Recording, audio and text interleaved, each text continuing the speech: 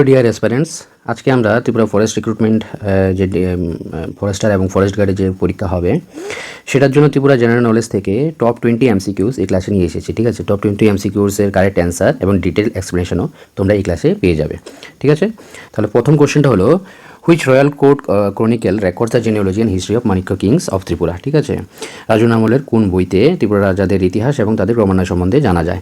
সঠিক অ্যান্সারটা হলো রাজমালা, ত্রিপুরা রাজমালা। ঠিক আছে, ত্রিপুরা রাজমালা কোন ভাষাতে লেখা হয়েছিল? ত্রিপুরা রাজমালা বাংলা ভাষাতে লেখা হয়েছিল। কে লিখিয়েছিলেন? মহারাজা ধর্মমাণিক্য ওয়ান। মহারাজা ধর্মমাণিক্য এক 1500 শতাব্দী 15th সেঞ্চুরিতে ত্রিপুরা রাজমালা লিখিয়েছিলেন। আচ্ছা, ত্রিপুরা রাজমালা মহারাজা ধর্মমাণিক্য এক ত্রিপুরা রাজমালা লেখার দায়িত্ব কাদের দিয়েছিলেন? তিনি দিয়েছিলেন বানেশ্বর এবং শুক্রেশ্বর নামে দুই পুরোহিতকে। এবং বানেশ্বর এবং শুক্রেশ্বর রাজপুরীর চন্তায়ের নিকট সমস্ত বর্ণনা শুনে এই রাজমালা সম্পাদন করেছিলেন। ঠিক আছে, রাজমালাতে কতজন রাজার মাণিক্য রাজার সম্বন্ধে আমরা জানতে পারি? 179, 179 জন। কোনো বইতে এটা 184 আছে, 184 আছে। যদি 179 অপশানে না থাকে 184 থাকে তাহলে 184ও কারেক্ট অ্যান্সার। ঠিক আছে, second question, in which year did Maharani Kanchan Prabha Devi sign the Tripura merger agreement with the Indian union? Maharani Kanchan Prabha Devi ত্রিপুরাকে ভারতে সংযুক্ত করার জন্য কোন সালে এই এগ্রিমেন্ট সাইন করেছিলেন? সেটা হলো, সঠিক উত্তর হলো 9 সেপ্টেম্বর 1949। 9 সেপ্টেম্বর 1949। মহারানী কাঞ্চন প্রভা দেবী কে ছিলেন? মহারানী কাঞ্চন প্রভা দেবী ছিলেন বীর বিক্রম কিশোর মাণিক্যের স্ত্রী। ঠিক আছে, মহারাজা বীর বিক্রম কিশোর মাণিক্যের স্ত্রী। বীর বিক্রম কিশোর মাণিক্য কবে মারা যান? 17th মে 1947 উনি মারা যান। ঠিক আছে, বীর বিক্রম কিশোর মাণিক্য। উনি যখন মারা যান, কিরিট বিক্রম মাণিক্য তখন অনেক ছোট ছিলেন, 13-14 বছরের ছিলেন। এই জন্য ওনার বিহাফে রিজেন্সি কাউন্সিল গঠিত হয় এবং রিজেন্সি কাউন্সিলের প্রেসিডেন্ট হন মহারানী কাঞ্চনপ্রভা দেবী। আর মহারানী কাঞ্চনপ্রভা দেবী কবে সাইন করেন মার্জার এগ্রিমেন্ট? 9 সেপ্টেম্বর 1949। এটা সাইন করার পর অফিসিয়ালি ত্রিপুরা ভারতের অংশ হয় 15 অক্টোবর 1949। ত্রিপুরা ভারতের অংশ কবে হয়? Officially 15 October 1949। আর ত্রিপুরাকে পার্ট সি ক্যাটাগরির স্টেট হিসাবে অন্তর্ভুক্ত করা হয়, পার্ট সি ক্যাটাগরি স্টেট। ঠিক আছে, আচ্ছা, নেক্সট প্রশ্নটা হলো হু build the historic Ujjayanta palace in Agartala and who gave it it's iconic name? ঠিক আছে, উজ্জয়ন্ত প্যালেস যে আগরতলাতে আমরা দেখি সেটা কে নির্মাণ করিয়েছিলেন এবং এই উজ্জয়ন্ত প্যালেসের নাম উজ্জয়ন্ত কে রেখেছিলেন? তাহলে সঠিক অ্যান্সার হলো রাধাকৃষ্ণ মাণিক্য উজ্জয়ন্ত প্যালেস নির্মাণ করিয়েছিলেন এবং এই উজ্জয়ন্ত প্যালেসের নাম উজ্জয়ন্ত রেখেছিলেন কবিগুরু রবীন্দ্রনাথ ঠাকুর। ঠিক আছে, রবীন্দ্রনাথ ঠাকুর ওই নাম দিয়েছিলেন উজ্জয়ন্ত। আচ্ছা, কবে তৈরি হয়েছিল? 1899 থেকে 1901। আচ্ছা, মহারাজা রাধাকৃষ্ণ মাণিক্য কেন নতুন করে একটা উজ্জয়ন্ত প্যালেস মানে একটা রাজপ্রাসাদ তৈরি করিয়েছিলেন? এটার কারণটা হলো 1897 আসাম আর্থকুয়েক। ঠিক আছে, আসাম আর্থকুয়েকের কারণে ত্রিপুরা রাজ্যের অনেক ক্ষয়ক্ষতি হয়, বিশেষত আগরতলার, এবং ওই ভূমিকম্পেই যে ত্রিপুরার রাজাদের প্রাসাদটা ছিল সেটা প্রচণ্ড ক্ষতিগ্রস্ত হয়ে যায়। এর জন্য রাধাকৃষ্ণ মাণিক্য একটা নতুন প্রাসাদ তৈরি করার প্রস্তাব রাখেন এবং তিনি দায়িত্ব দেন কাকে? মার্টিন অ্যান্ড কো। ঠিক আছে, মার্টিন অ্যান্ড কোম্পানিকে। ঠিক আছে, মার্টিন অ্যান্ড কোম্পানি কলকাতার এই কোম্পানি এই উজ্জয়ন্ত প্যালেস তৈরি করে। ঠিক আছে, নেক্সট প্রশ্নটা হলো which famous water palace of Tripura is situated in the middle of Rudrasagar lake? Rudrasagar জলাতে যে আমরা প্রাসাদটা পাই, এই প্রাসাদটার নাম কি? নাম হলো নির্মহল। ঠিক আছে, এই প্রাসাদটার নাম কি? নাম হলো নির্মহল। নির্মহল কে তৈরি করিয়েছিলেন? নির্মহল তৈরি করেছিলেন মহারাজা বীর বিক্রম কিশোর মাণিক্য। মহারাজা বীর বিক্রম কিশোর মাণিক্য 1930 সাল থেকে এটা শুরু হয়, 1938 সালে নির্মহল কমপ্লিট হয়। ঠিক আছে, 1938 সালে নির্মহল কমপ্লিট হয়। কোন কোম্পানি বানিয়েছিল? এই কোম্পানিটা ছিল মার্টিন অ্যান্ড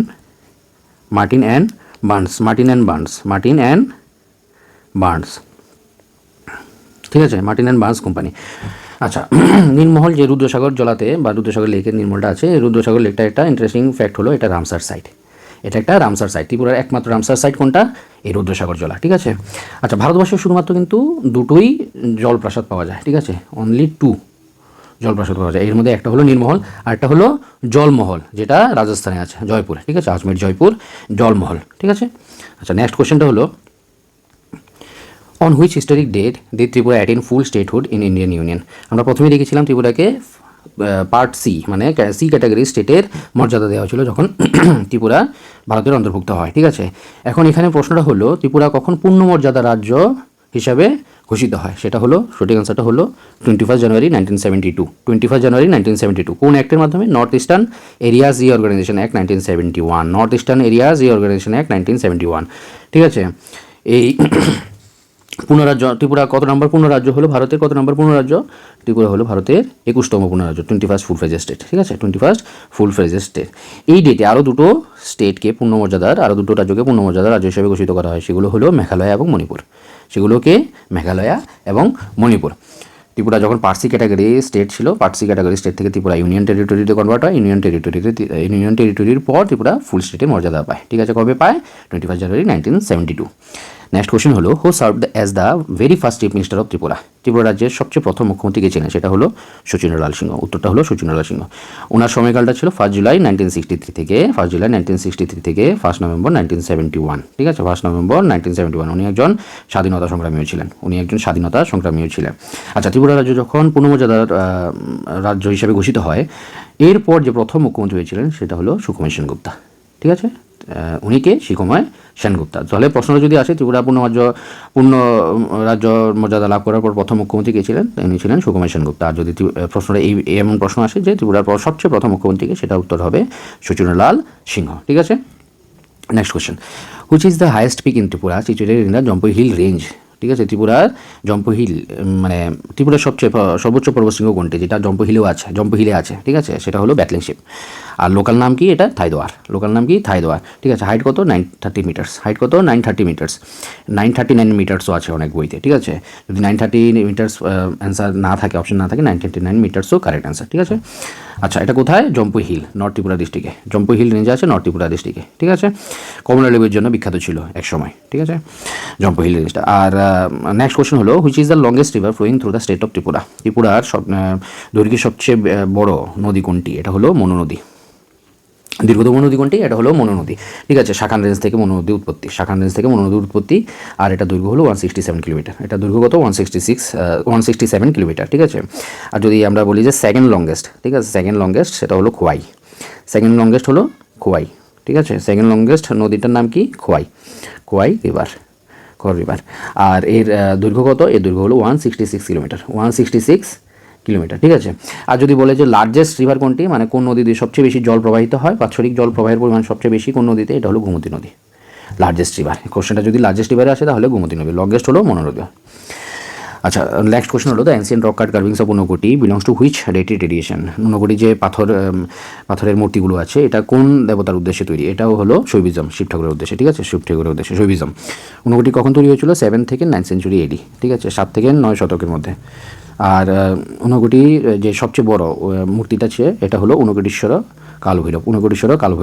উচ্চতা হলো 30 ফুট। ঊনকোটিশ্বর কালভৈরব, উচ্চতা 30 foot. UNESCO tentative world heritage লিস্টেও আছে এটা। ঠিক আছে, ফুল যে মানে মেইন ওয়ার্ল্ড হেরিটেজ লিস্ট যেটা, এটাতে নেই আপাতত। এটা আপাতত টেন্টেটিভ ওয়ার্ল্ড হেরিটেজ লিস্টে আছে।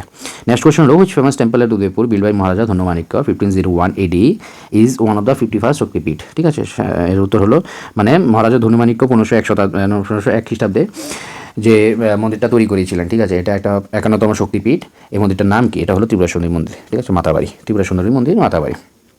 আর এটাকে শক্তিপীঠ কেন বলা হয়, শক্তিপীঠ এই কারণে বলা হয়, এটা ধারণা মানে মান্যতা আছে যে দেবী সতীর ডান পায়ের গোড়ালিটা এই জায়গায় পড়েছিল। ঠিক আছে, এই জন্য এটাকে শক্তিপীঠ বলে। কবে তৈরি হয়েছিল, 1501 শতাব্দীতে রাজা ধন্যমাণিক্য তৈরি হয়েছিল। ঠিক আছে, আর এটাকে কুর্মপীঠও বলা হয়। কেন কুর্মপীঠ বলা হয়, অ্যাকচুয়ালি যে পাহাড়ে এই মন্দিরটা অবস্থিত, সেই পাহাড়টা অনেকটা দেখতে কুর্মাকৃতি ছিল। ঠিক আছে, এই জন্য এটাকে কুর্মপীঠও বলা হয়।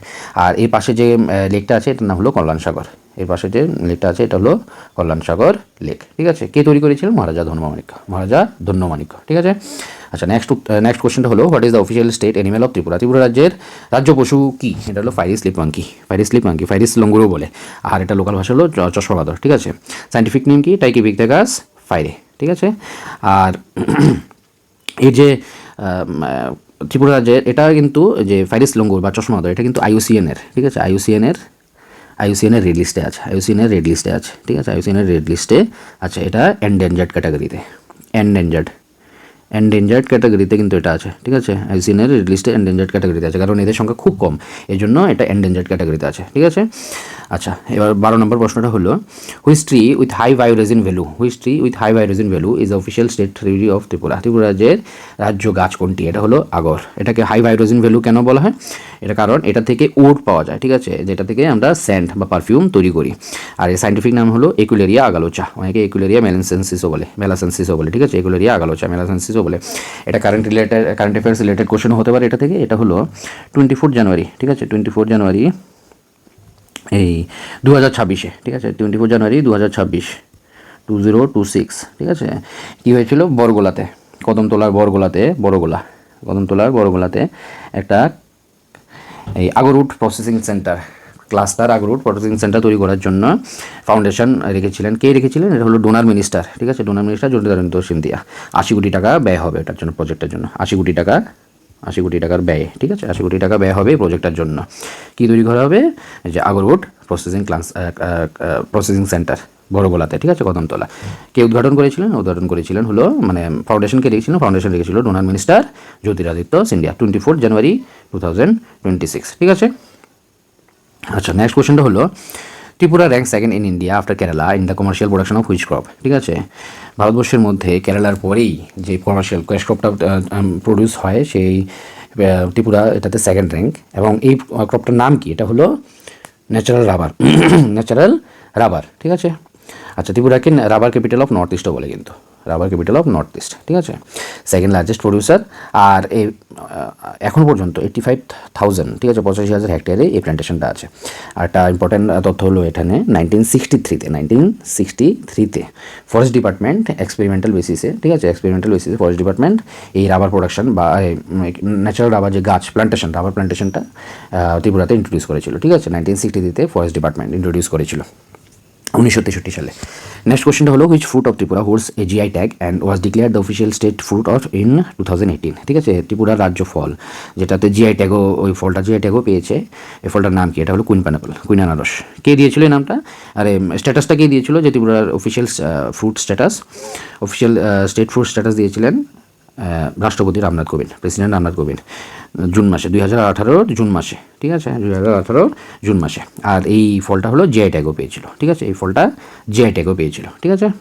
নেক্সট কোয়েশ্চেনটা হলো under which schedule of the Indian constitution is the TTADC governed, ঠিক আছে। টিটিএডিসি মানে কি? Tripura tribal areas autonomous district council.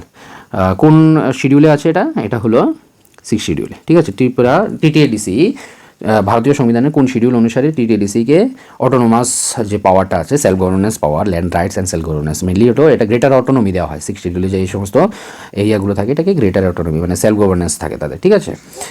এটা কোন সংবিধানের কোন অ্যামেন্ডমেন্ট অ্যাক্ট অনুসারে এটা দেওয়া হয়েছিল? এটা হলো 49 amendment act, 49 constitutional amendment 1984, 49 constitutional amendment act 1984, ঠিক আছে। আচ্ছা, ভারতীয় সংবিধানে কতগুলো শিডিউল আছে? ভারতীয় সংবিধানে 12টা শিডিউল আছে, 12 শিডিউল, 12 নম্বরস, ঠিক আছে। ভারতীয় সংবিধানে 12 নম্বরস অফ শিডিউল আছে, ঠিক আছে। আচ্ছা, নেক্সট কোয়েশ্চেনটা হলো what is the total number of elected seats in the unicameral Tripura legislative assembly? Tripura রাজ্যের যে বিধানসভা সিট কতগুলো?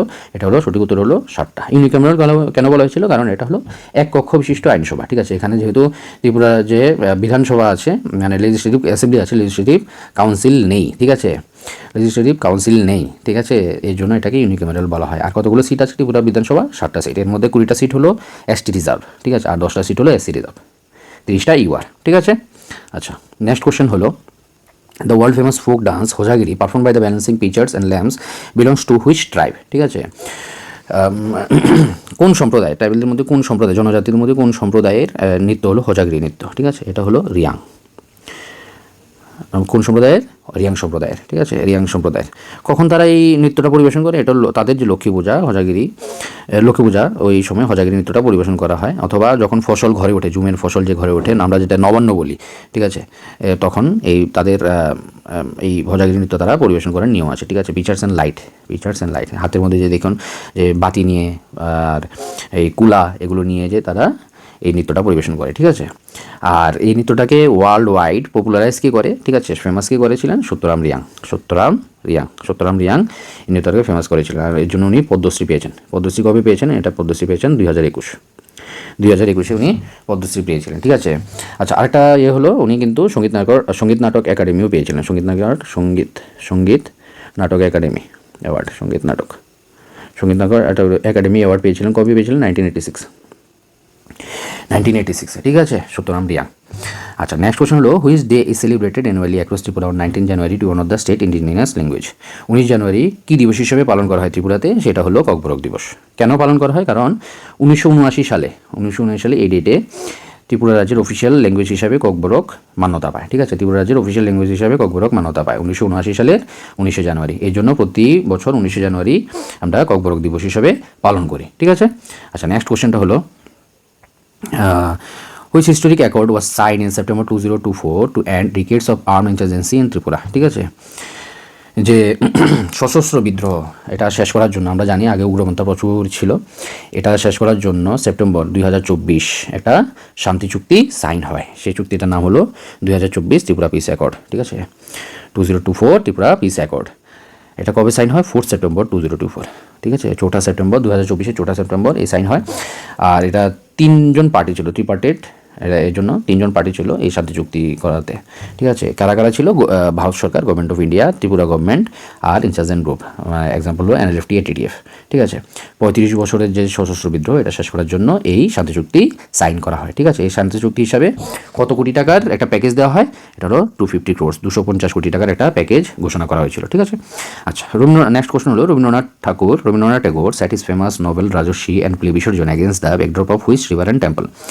রবীন্দ্রনাথ ঠাকুরের যে রাজস্বী উপন্যাস এবং বিসর্জন নাটক আছে, এটা কোন নদী এবং মন্দির নিয়ে? ঠিক আছে, সেটাতে মন্দিরের উল্লেখ পাওয়া যায়, সেটা হলো গোমতী নদী এবং ভুবনেশ্বরী টেম্পল। গোমতী নদী এবং ভুবনেশ্বরী টেম্পল। আচ্ছা, Rabindranath Thakur enjoyed close relationship with 4 Manikya kings. আচ্ছা, 4জন রাজার সাথে রবীন্দ্রনাথ ঠাকুরের খুব ক্লোজ রিলেশনশিপ ছিল। কারা কারা ছিলেন? বীরচন্দ্র মানিক্য, ওনার ছেলে রাধাকিশোর মানিক্য, বীরেন্দ্র কিশোর মানিক্য এবং বীর বিক্রম কিশোর মানিক্য। ঠিক আছে, এই 4জন রাজার সঙ্গে রবীন্দ্রনাথ ঠাকুরের খুব ক্লোজ রিলেশন ছিল। আর এই যে বিসর্জন নাটক আর রাজস্বী উপন্যাস, সেটা কোন রাজার জীবনী থেকে ইন্সপায়ার্ড? ঠিক আছে, সেটা হলো রাজা গোবিন্দ মাণিক্য। কেন? রাজা গোবিন্দ মাণিক্যের ছোটো ভাই নক্ষত্র রায়, উনি সিংহাসন লাভ করার জন্য রাজা গোবিন্দ মাণিক্যের বিরুদ্ধে ষড়যন্ত্রে লিপ্ত হন। রাজা গোবিন্দ মাণিক্য যখন নিজের ছোটো ভাইয়ের এই কাজ জানতে পারেন, তখন তিনি কী করেন? নিজে থেকেই রাজ সিংহাসন ত্যাগ করেন, কারণ ভাই ভাইয়ের সংঘর্ষ উনি চাননি। ঠিক আছে, ভাই ভাইয়ের সংঘর্ষ উনি না চাননি, এই জন্য তিনি কী করেন? এই নক্ষত্র রায়কে সিংহাসন দিয়ে নিয়ে তিনি চলে যান। ঠিক আছে, নক্ষত্র রায় সিংহাসনে বসে ছত্রমাণিক্য নামে সিংহাসনে বসেন এবং রাজ্য পরিচালনা করতে থাকেন। কিন্তু কিছুদিন পরে তিনি নিজের ভুল বুঝতে পারেন। ভুল বোঝার পর তিনি গোবিন্দ মাণিক্যকে পুনরায় ফিরিয়ে আনেন এবং রাজ সিংহাসন গোবিন্দ মাণিক্যকে দিয়ে দেন। ঠিক আছে, আর এই গল্পের যে থিম, এই জন্য গোবিন্দ মাণিক্যের জীবনী থেকে ইন্সপায়ার্ড হয়ে রবীন্দ্রনাথ ঠাকুর রাজস্বী উপন্যাস এবং বিসর্জন নাটক লিখেছিলেন। ঠিক আছে, তো আজকে এতটুকুই। আশা করি লেকচারটা তোমাদের কাছে আসবে।